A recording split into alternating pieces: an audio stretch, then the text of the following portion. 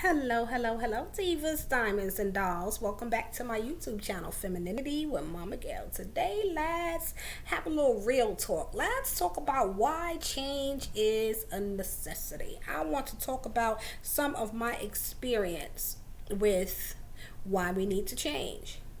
But I'm going to talk about some of my work experience as well as my personal experience. I worked at the Juvenile Detention Center for 9.5 years until they closed down the one that we have here in the state where I live. And I also worked at a halfway house for women in recovery coming out of prison and, drug and alcohol addiction and things of that nature. Working in these two places taught me some things about life that I would not have known, even though my life experience growing up was not the best. We all know that I grew up in the projects. I always share that I grew up in the projects.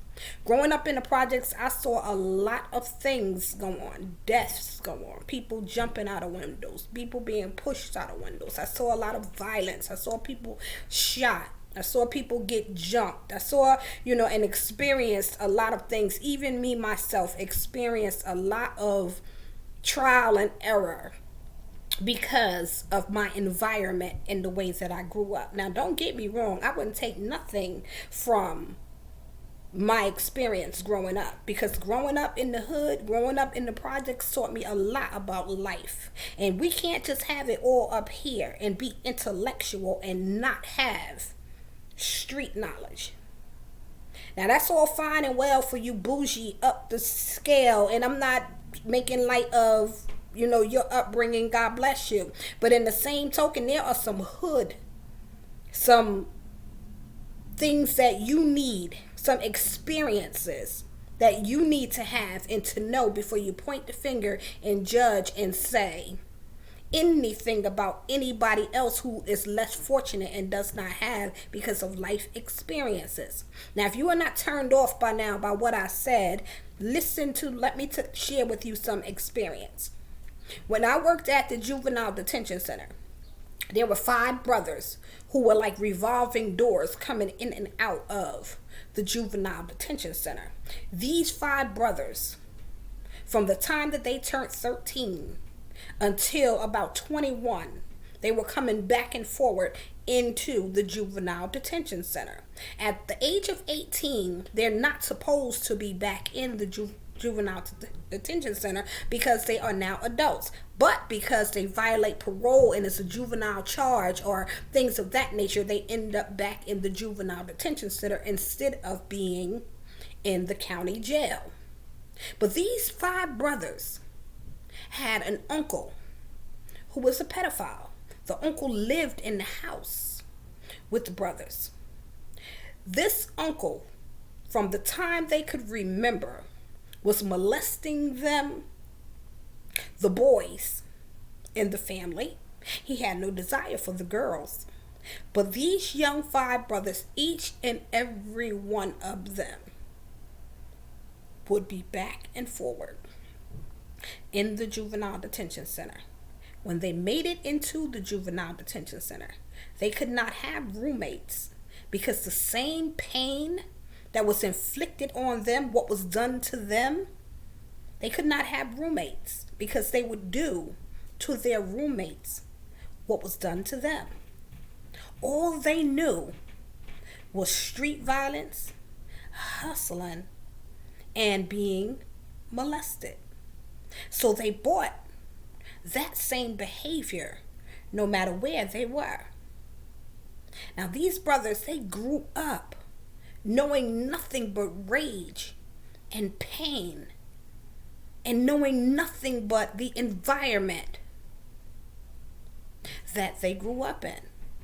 Yes, they went to school, but going to school, how can you learn with a fear of going home to an uncle who's going to molest you and not knowing which one of you he's going to pick tonight to violate? So these young men with the same mentality, it was done to me, why shouldn't I do it to somebody else? Ended up getting new charges, juvenile charges, because it's in the juvenile detention center. Okay, on from the brothers. Let me go to, I'll come back to them. The young lady, one of the, in particular, there are a couple of stories that I could tell you about the women in the rehabilitation in the halfway house. These young women, one in particular, her story really stuck with me, because when she was 13, her mother was a heroin addict. Her mother pimped her out. Her mother introduced her to heroin.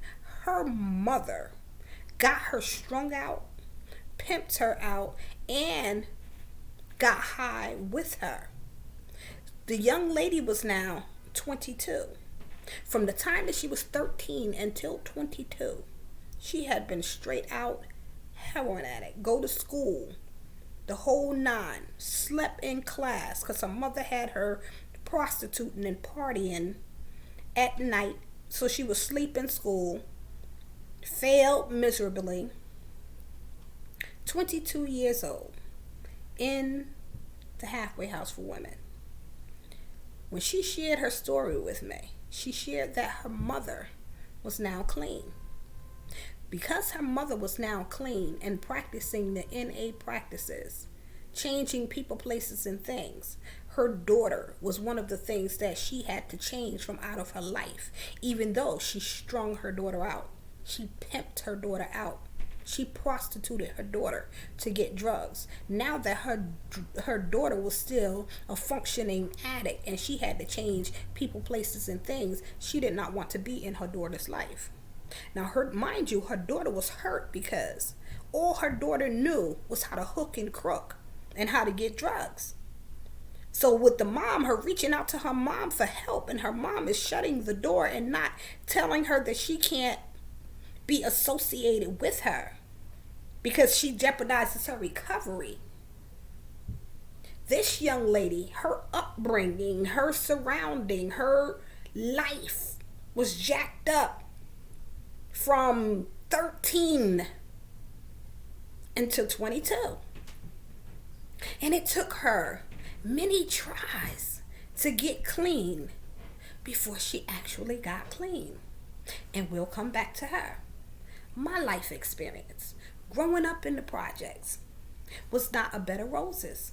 I've had some things that I've endured, some pains that I went through, some things that I've seen and experienced that no one should have to experience and see. Let me use this analogy because this one here applies. This one always had the cutest shape. I was always told, oh my God, you have such a beautiful shape. You are shaped like a hourglass. You're such a brick house. You have the nicest legs. Your legs complement your nice small waist and your big hips and your big booty. So when I grew up, I thought having a little shape was everything. My shape was going to get me to the top.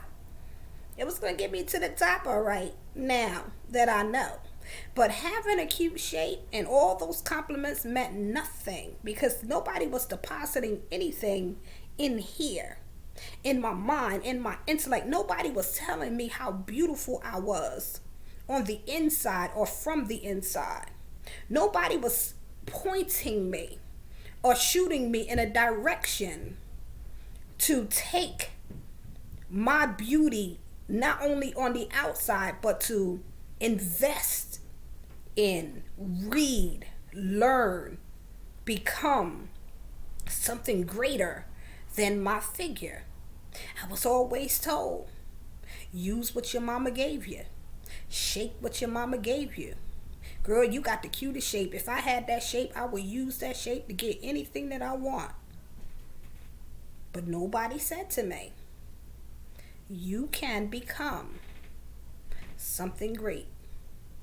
You can develop, build a beautiful mind, reshape your mind, and become something great. And I share these three experiences with you, young lady, because now you have the opportunity. You are presented with this feminine journey. This feminine journey is an opportunity for you to become something great. This feminine journey is the opportunity for you to be shaped differently. For no matter what happened in your past to change, you can change. You can heal from the hurt. Because on this feminine journey, there is a self-examination. You have to look at your life from the past, from being in masculine energy, from flowing in the masculine, from knowing what Mama Nem said, what Mama Nem introduced you to. Mama Nem was wrong about a lot of stuff that Mama Nem said and that Mama Nem taught us. Because their fears were inflicted on us. Their fears of only what they knew, the product of the environment that they knew, is what they taught us. And not to say that we won't be wrong when it comes to raising our children, but we have a different way that we can look at things. We don't have to stay the same, and this feminine journey is your outlet to help you to heal. Using the 5 young men, those 5 young men are still in the system. And they're probably always going to be in the system until they get a new way of thinking. The pain, the rage that is within them keeps them in prison, keeps them in the same mindset. Feminine young lady, this is your opportunity. Me speaking to you is your opportunity to change your mindset, to work on you, to examine yourself, to look at your life from the past. Look at your life where you are now and make the decision that there is so much more for me, that I can come up out of this. I can heal from my past. Look at your life. Look at where you've come from. See yourself where you want to be. Be willing to do the work. If you work this feminine journey, it will work for you. It will get you out of places and open doors of opportunity into new things, into new experiences. People will treat you different, respect you because of your feminine aura. It's attractive. The love, the genuineness, the compassion, the nurturing, the caring, the essence of your femininity that flows out of you. It reaches and touches other people when you're genuinely feminine, soft, and sweet. When you're genuinely who you appear to be. The masculine is drawn to and attracted to.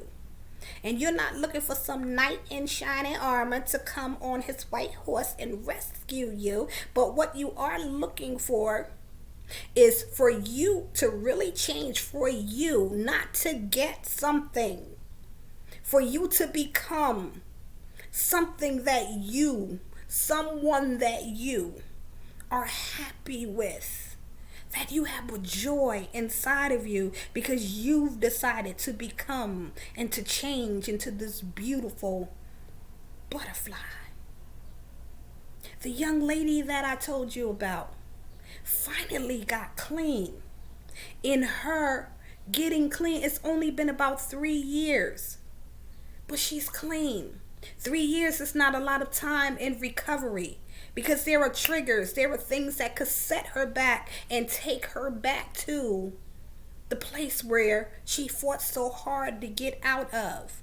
I use that experience to tell you there are things that are going to come up against you. People who are not going to believe that you are changed, that you are who you are. But you cannot allow those things to trigger you and to make you go back and respond and be who you've always been. When the change takes place and the healing is taking place within you, you cannot allow and be a person who wears your feelings on your sleeve. You can't allow people to offend you and it stick. You have to learn how to take their words and allow it to be shaken off of you. Don't allow people to hurt you, because you have the power, and femininity gives you a strength. Femininity is not weakness, it's meekness. It's a superpower, it's a strength that when you've worked on your core, your inner, you're not easily offended and hurt and taken back and have to respond and things of that nature to things that people say or do.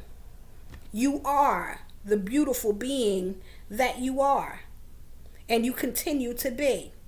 Now, with my life story, this figure thing, people telling me, oh, you have such a great figure, you have such a great this, you are so beautiful, this, that, and the other on the outside. Once I made this decision to become who I am, my figure is still a little chunkier, but still got the big legs and the whole shaboing, all of that. But I'm not caught up in a figure. What I am caught up in is this figure. The figures that I am calculating in my mind and becoming greater, of absorbing and receiving everything, experiencing more to life, getting and doing and being great, even for you, being an example of a truly feminine woman, not perfect, but practicing what I preach, walking this journey, making it a lifestyle. So my figure may still be intact, but there's a figure up here that's beautiful. There's a lifestyle that I live that's bringing in and producing much more than what Mama Nem magnified back then. There is a newness to Momma Gail, and I appreciate that.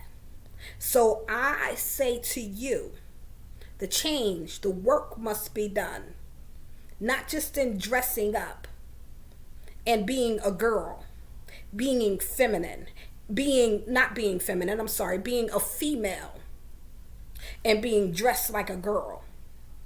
There's a difference. Being feminine is the change. You've done the work. It is what is radiating out of you. It is this decision that you have made